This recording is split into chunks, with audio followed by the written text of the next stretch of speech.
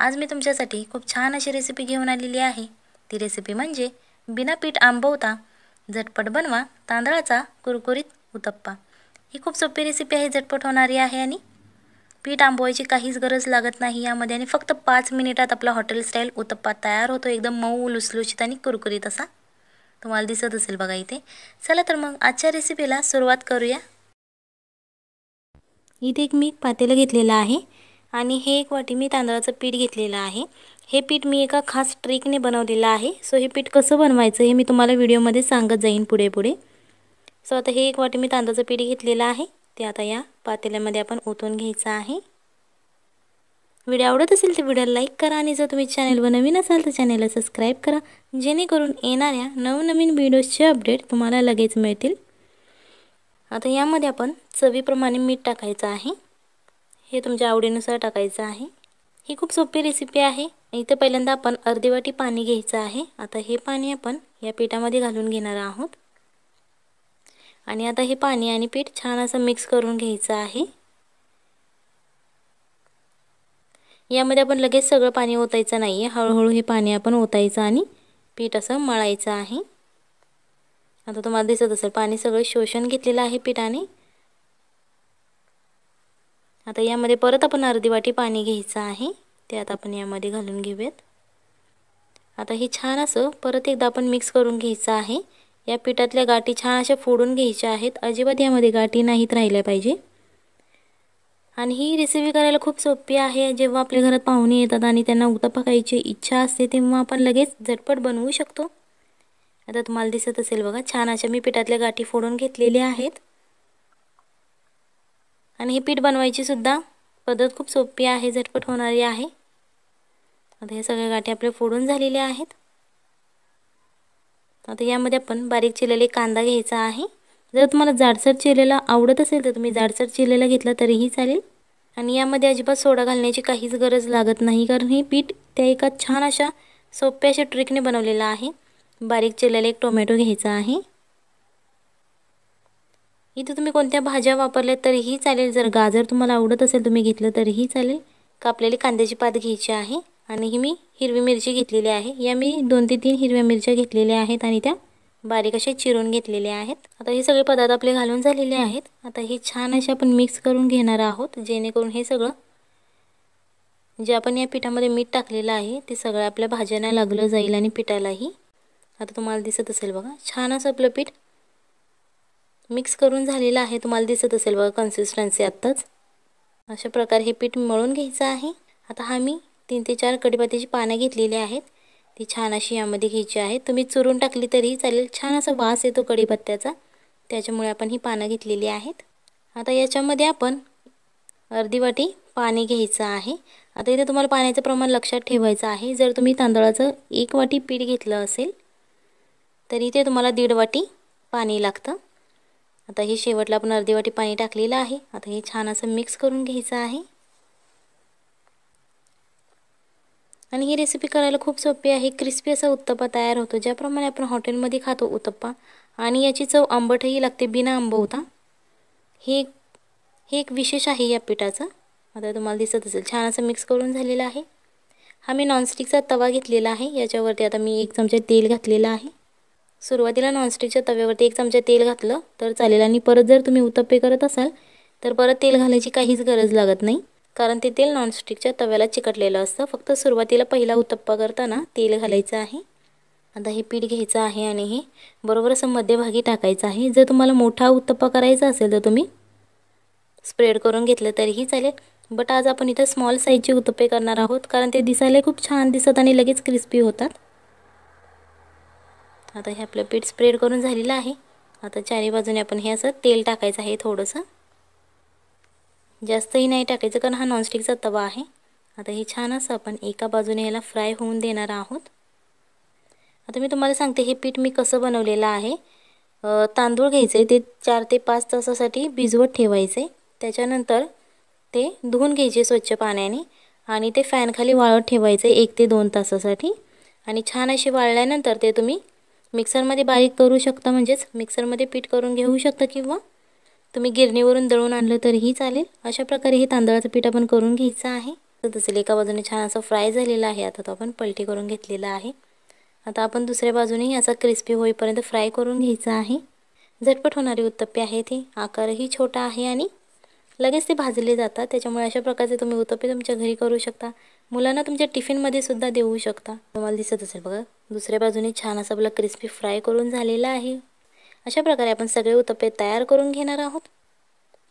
आता तुम्हाला दिसत असेल बघा, इथे मी 3 उत्तप्पे करून घेतलेले आहेत. खूप छान असे मऊ झालेले आहेत आणि एकदम हॉटेलसारखी त्याला जाळी सुद्धा सुटलेली आहे, बिना पीठ आंबवता. सो ही रेसिपी नक्की घरी ट्राय करा आणि आपल्या फॅमिलीला खाऊ घाला आणि तुम्हीही खा आणि मग मला कमेंटमध्ये सांगा कशी झाली ती. कारण खूप छान असे मऊ सुद्धा झालेले आहेत आणि क्रिस्पी अशी झालेली आहे. ही रेसिपी नक्की घरी ट्राय करा, आपल्या फॅमिलीला खाऊ घाला आणि मग मला कमेंटमध्ये सांगा कशी झाली होती.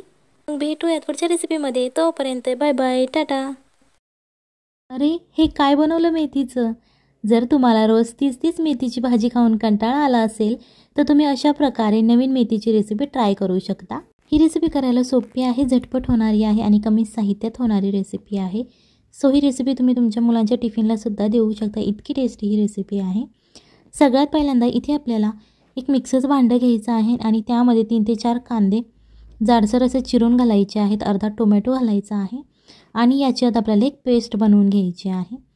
अशा प्रकारे आता ही आपली पेस्ट तयार झालेली आहे. तुम्ही जाडसरसुद्धा वाटू शकता किंवा एकदम बारीक अशी प्युरी केली तरीही चालेल. अशा प्रकारे तुम्हाला हे वाटून घ्यायचं आहे. त्याच्यानंतर एक आपल्याला बाउल घ्यायचा आहे. त्यामध्ये 1 कप मेथी घ्यायची आहे. त्याच्यानंतर अर्धा चमचा हळद, 1 चमचा लाल तिखट. हे लाल तिखट तुम्ही तुमच्या चवीनुसार घालू शकता. चवीनुसार मीठ घालायचं आहे. त्याच्यानंतर 1 चमचा गरम मसाला आणि अर्धा कप आपल्याला यामध्ये पाणी घालायचं आहे. हे मी साधंच पाणी घातलेलं आहे. त्याच्यानंतर हे छान असं मिक्स करून घ्यायचं आहे, जेणेकरून आपण जे मसाले घातलेले आहेत ते एकजीव होतील आणि छान असं हे मिश्रण तयार होईल. ही रेसिपी तुम्ही नक्की एकदा घरी ट्राय करा, आपल्या फॅमिलीला खाऊ घाला आणि मग मला कमेंटमध्ये सांगा कशी झाली होती. आता आपण हे साईडला ठेवून घेणार आहोत. याच्यानंतर इथे आपल्याला 1 कप गव्हाचं पीठ घ्यायचं आहे. जर तुम्हाला ही रेसिपी मैद्यामध्ये बनवायची असेल तर तुम्ही इथं मैदा घेऊ शकता. अर्धा चमचा तेल घ्यायचं आहे आणि चवीनुसार मीठ घ्यायचं आहे. इथे आज आपण हेल्दी रेसिपी बनवणार आहोत. सो त्याच्यासाठी इथे मी गव्हाचं पीठ घेतलेलं आहे. तुम्ही इथे मैदा वापरला किंवा अर्धं गव्हाचं पीठ आणि अर्धा मैदा वापरला तरीही चालेल. याच्यानंतर इथे आपल्याला या पिठामध्ये थोडं करून आपल्याला पाणी ॲड करायचं आहे, जेणेकरून छान असा आपला सॉफ्ट असा डो तयार होईल. तुम्हाला दिसत असेल बघा, अशा प्रकारे हा आपला डो तयार झालेला आहे. तो आपण साईडला ठेवून घेणार आहोत. याच्यानंतर इथे आपल्याला एका पॅनमध्ये 3 चमचे तेल घ्यायचं आहे. त्याच्यानंतर तुमच्याकडे जो खडा मसाला अवेलेबल असेल तो खडा मसाला तुम्ही याच्यामध्ये घालायचा आहे आणि एक बारीक चिरलेला कांदासुद्धा घालायचा आहे. हे आता तेलामध्ये छान असं फ्राय करून घ्यायचं आहे. जर तुम्ही ऑइल फ्री खाणार असाल तर तुम्ही इथे तेल नाही वापरलं तरीही चालेल किंवा थोडंसं तूप किंवा बटर वापरलं तरीही चालेल. याच्यानंतर आपण जी टोमॅटो आणि कांद्याची प्युरी केली होती ती आता आपल्याला यामध्ये घालायची आहे आणि या कांद्याबरोबर हा जो मसाला आपण घातलेला आहे तो सुद्धा छान असा फ्राय करून घ्यायचा आहे, जेणेकरून यामध्ये जे पाणी आहे एक्स्ट्राचं ते निघून गेलं पाहिजे. अशा प्रकारे तुम्हाला हा मसाला कोरडा होईपर्यंत फ्राय करायचा आहे, जेणेकरून तेल सुटायला लागेल तेव्हा तुम्हाला हा फ्राय करणं थांबवायचं आहे. त्याच्यानंतर आपण जी मसाल्याची प्युरी तयार केली होती ती प्युरी आपल्याला यामध्ये घालायची आहे आणि छान असं ते फ्राय करून घ्यायचं आहे. ही रेसिपी करायला सोपी आहे आणि थंडीमध्ये सुद्धा तुम्ही ही रेसिपी ट्राय करू शकता, कारण मेथी थंडीमध्ये खूप मिळते. सो तेव्हा तुम्ही ही रेसिपी नक्की ट्राय करू शकता. यामध्ये 1 ग्लास पाणी घालायचं आहे आणि छान अशी आता उकळी आणून द्यायची आहे. तुम्हाला दिसत असेल बघा. त्याच्यानंतर आपण जे पीठ मुरवण्यासाठी ठेवलं होतं भिजण्यासाठी त्याचे अशा प्रकारे आपल्याला छोटे गोळे करून घ्यायचे आहेत. तुम्हाला दिसत असेल बघा. इथे आता लोक म्हणतील की हा मैदा आहे, पण नाही, हे गव्हाचं पीठ आहे, घरचं गव्हाचं पीठ आहे. याच्यानंतर इथे एक बारीक चिरलेली किंवा मोठी चिरलेली तुम्ही शिमला मिरची घालू शकता आणि एक मोठा चिरलेला बटाटासुद्धा घालायचा आहे. तुम्हाला जर बारीक फोडी आवडत असेल तर तुम्ही बारीक चॉप करू शकता किंवा अशा प्रकारे जाडसर असा बटाटा आवडत असेल तुम्ही जाडसर फोडी करून घातल्या तरीही चालेल. इथे आपल्याला ही स्टीलची चाळण घ्यायची आहे, ज्यामध्ये आपण अळूवडी किंवा कोथिंबीर वडी बनवण्यासाठी जी चाळण वापरतो ती चाळण तुम्हाला घ्यायची आहे. त्याच्यावरती थोडंसं तेल लावायचं आहे आणि अशा प्रकारे आपण जो गव्हाच्या पिठाची गोळी केलेली होती ती गोळी आपल्याला याच्यामध्ये ठेवायची आहे आणि अशा प्रकारे लाटण्याने आपल्याला ती लाटून घ्यायची आहे. त्याच्यानंतर जी आपण मेथी घेतली होती त्या मेथीचे 5 ते 6 पान आपल्याला अशी घ्यायची आहेत आणि ती या पोळीवरती ठेवायची आहे। त्याच्यानंतर सगळ्या बाजूने या पोळीचं तोंड बंद करून घ्यायचं आहे आणि अशा प्रकारे त्याचा गोळा आपल्याला तयार करायचा आहे। जेव्हा तुमच्या घरात पाहुणे येतात तेव्हा सुद्धा तुम्ही ही रेसिपी ट्राय करू शकता। झटपट होणारी आहे आणि इंटरेस्टिंग आणि नवीन असा पदार्थ आहे, सो तुमचे पाहुणे सुद्धा खुश होतील। गोळा करून झाल्यानंतर आपल्याला हा परत एकदा लाटून घ्यायचा आहे। तुम्हाला दिसत असेल बघा, अशा प्रकारे आपल्याला लाटून घ्यायचा आहे। लाटून झाल्यानंतर तो सगळ्या बाजूने असा सुट्टा करायचा आहे आणि तुम्हाला दिसत असेल बघा, ही छान अशी डिझाईनवाली पोळी आपली तयार झालेली आहे। आता ही तुम्हाला पोळी वाटत असेल पण ही पोळी नाही आहे, ते तुम्हाला पुढे कळेल। त्याच्यानंतर तेल गरम करून घ्यायचं आहे आणि आपण जी पोळी तयार केलेली आहे ती अशा प्रकारे उलट्या बाजूने यामध्ये तेलात सोडायची आहे। ज्या बाजूने पोळीला डिझाईन उठलेली आहे त्या बाजूने तेलात सोडायची आहे, म्हणजेच ती बाजू आपल्याला पालती करायची नाही। अशा प्रकारे वर अशी दिसली पाहिजे, अशा प्रकारे ती तेलामध्ये सोडायची आहे।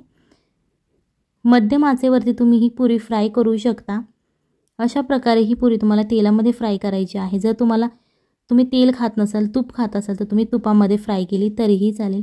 खूप छान याची चव लागते, क्रिस्पी अशी लागते आणि एकदम छान अशी मेथीची चव येते। सो अशा प्रकारे ही पुरी आपली तयार झालेली आहे। अजून आता आपली अर्धी रेसिपी बाकी आहे, म्हणजे थोडीशीच बाकी आहे। ती म्हणजे फक्त तुम्ही आता हे सर्व करायचं आहे छान असं प्लेटमध्ये आणि तुम्ही हे खाऊ शकता। अशा प्रकारे ही छान अशी मेथीची पुरी आणि ही जी आपली भाजी आहे तयार झालेली आहे। तुम्हाला दिसत असेल बघा, खूप छान अशी दिसायला ही पुरी दिसते। ही रेसिपी तुम्ही नक्की एकदा घरी ट्राय करा, आपल्या फॅमिलीला खाऊ घाला आणि मग मला कमेंटमध्ये सांगा कशी झाली होती। चला तर मग बाय।